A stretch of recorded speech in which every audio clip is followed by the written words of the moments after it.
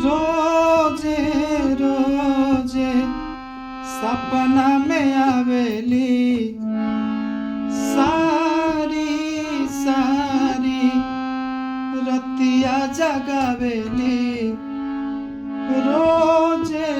रोजे सपना में आवेली सारी सारी रतिया जगावेली साचों में प्यार हो जाए जदी हमार हो जाए और मन मन खुश बानी कनिया उनके मान के मन मन खुश बानी कनिया उनके मान के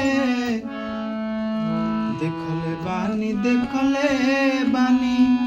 टुकड़ा एगो चान के देखले बानी टुकड़ा एगो चान के देखले हम बानी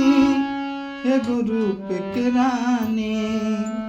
भगवान से ही है हम मांगत बानी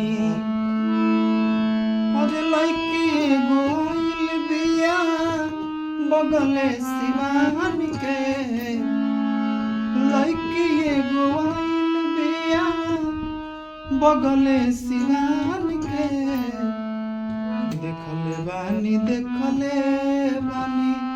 टुकड़ा एगो चान के देखले बानी टुकड़ा एगो चान के।